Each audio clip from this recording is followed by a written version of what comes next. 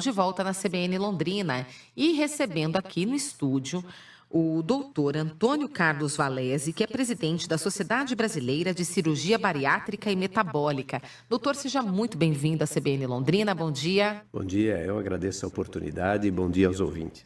Hoje é um dia importante para a gente falar sobre isso, porque é o Dia Mundial de Combate à Obesidade. Doutor, a obesidade já pode ser considerada uma doença crônica? Hoje, realmente, como você chamou a atenção, é o Dia Mundial de Combate à Obesidade, porque a Organização Mundial da Saúde instituiu esse dia, porque hoje nós temos um grande problema em todos os países do mundo, que é a alta incidência de obesidade na população, e isso consome recursos importantes de todas as nações. E você falou bem, é uma doença crônica, e como doença crônica, o tratamento é difícil. Existem diversos tratamentos, entre eles o cirúrgico, que talvez abordemos aqui. É isso. Mas precisa também, por ser crônica, essa cronicidade faz com que o paciente tenha que sempre estar atento a essa doença. Seja o tratamento clínico ou o tratamento cirúrgico, você precisa ainda se manter atento. Ou seja, você institui um tratamento, o tratamento não termina ali. Ele tem uma sequência, ele precisa ter um segmento. Bom, quando o senhor fala da cirurgia, a gente está falando da cirurgia bariátrica e metabólica. São coisas diferentes, doutor? Ou é uma só? Olha, é excelente a sua pergunta, até porque é uma dúvida que os ouvintes têm, né? E nós queremos justamente sedimentar e deixar mais claro esse conceito metabólica. Quando a cirurgia bariátrica é uma cirurgia endereçada para o peso, e a cirurgia metabólica é uma cirurgia, como o nome está dizendo, endereçada para o metabolismo do organismo. Ou seja, quando você... a cirurgia metabólica nasceu da cirurgia bariátrica.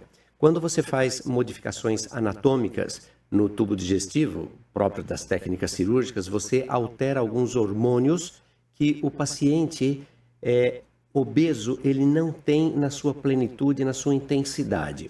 E essas alterações hormonais vão fazer com que haja uma melhora da glicemia, então os pacientes diabéticos, melhora da hipertensão, melhora do fígado gorduroso. Então, são alterações endocrinológicas, porque o intestino é um imenso órgão endocrinológico, que nós descobrimos isso mais recentemente, né? Então, essas alterações potencializam esses hormônios intestinais que vão ter essa repercussão em todo o organismo. Por isso, o termo metabólica. Tá. Doutor, a gente tem alguns dados aqui bastante interessantes, né, que a gente diz assim, que apenas 0,2% da população brasileira que necessita da cirurgia bariátrica recebeu tratamento no ano passado. Esse número é bastante preocupante, né? Porque a gente está falando de uma doença crônica, muitos brasileiros com essa doença, né? E poucas pessoas com acesso ainda. Infelizmente, hoje, apesar de ser um dia do combate à obesidade, seria um dia para comemorarmos, mas ainda no Brasil... não que não tenhamos números para comemorarmos, mas nós temos muito trabalho a ser feito. Você falou que a população elegível hoje, nós temos diferentes graus de obesidade. Então, vamos falar daqueles graus que são, a população é elegível para cirurgia. Nós temos em torno de 5 milhões de pessoas, quase 5 milhões de pessoas no Brasil. E nós fizemos no sistema, a maioria desses pacientes no sistema público, né? E nós fizemos menos cirurgias em 2023 do que fizemos antes da pandemia. Olha. Apenas 7 mil procedimentos. Então, nós estamos operando 0,2% da população. Porque nós temos 7.700 hospitais no país, mas somente 98 credenciados.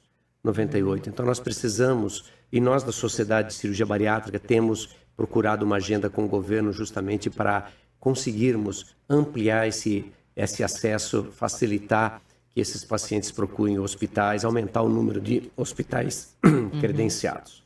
Certo, Os números aqui, do Sistema de Vigilância Alimentar e Nutricional, SISVAN, né?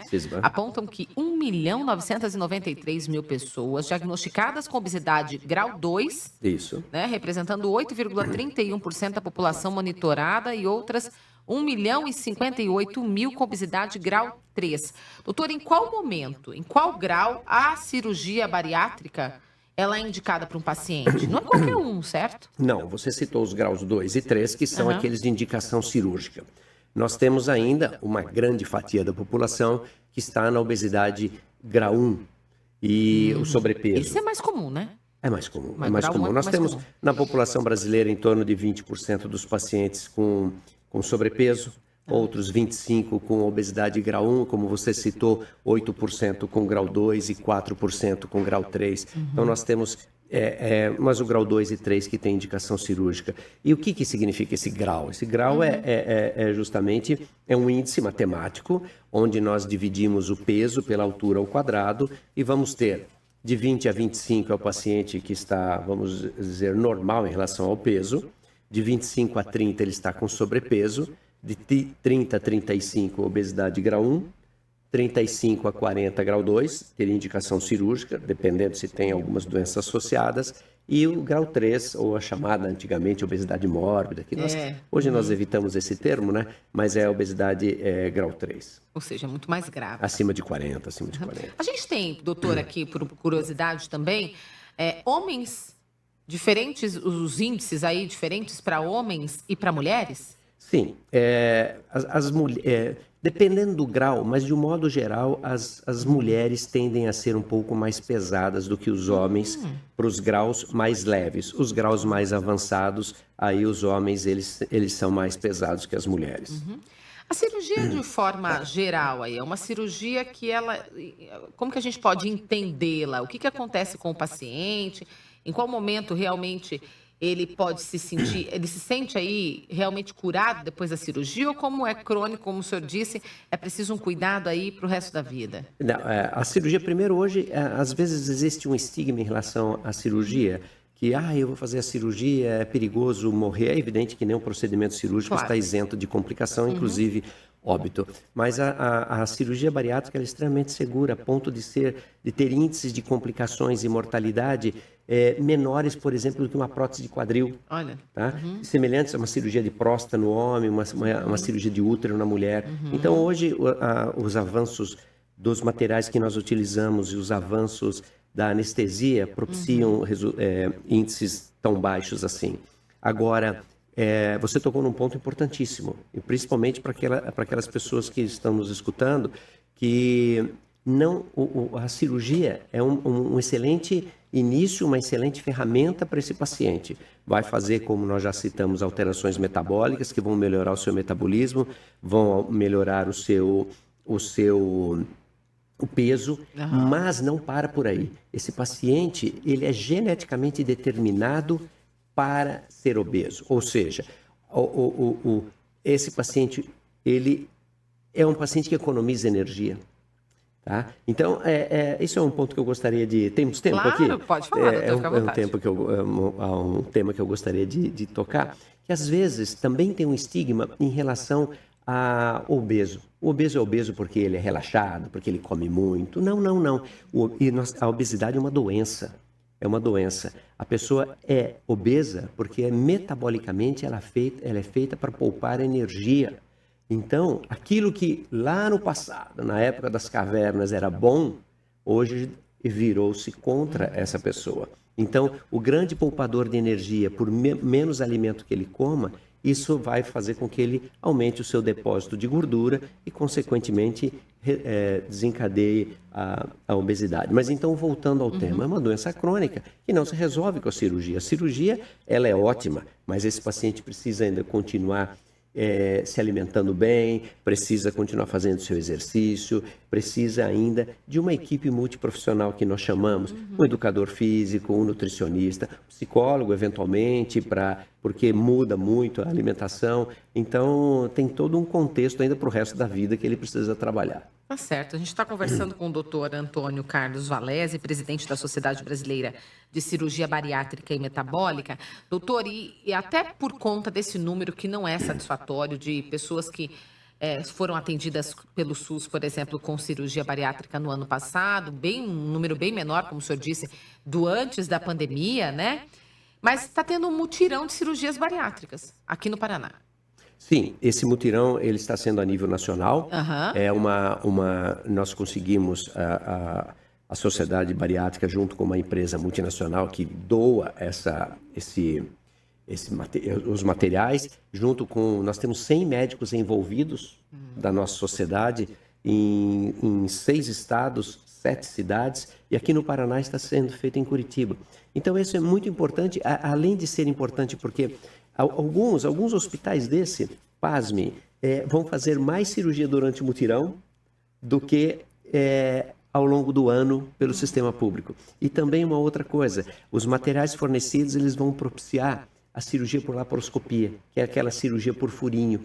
E são poucos os lugares do SUS. Invasiva. Exato, são poucos os lugares do SUS que fazem a cirurgia por furinho, porque o SUS ele é caro, esse material ainda não está no orçamento, tudo, então é feita da maneira aberta.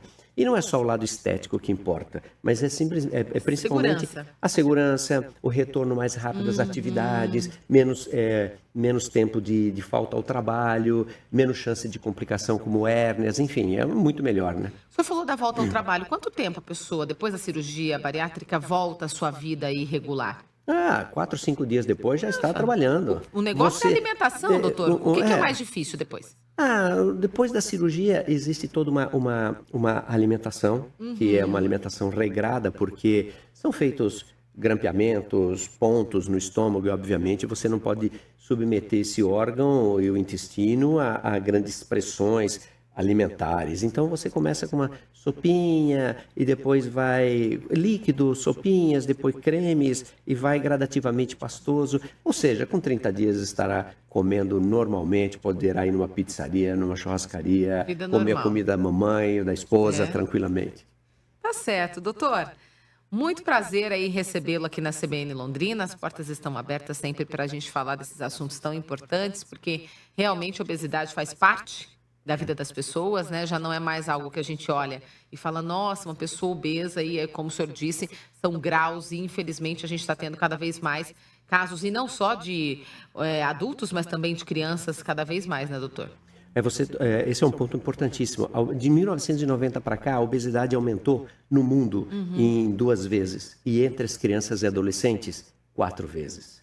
Então, nós estamos fazendo com que, provavelmente, as próximas gerações vivam menos até do que a geração atual, em decorrência da obesidade e suas consequências. O estilo de vida, né? Ajuda muito a obesidade, né? Com certeza.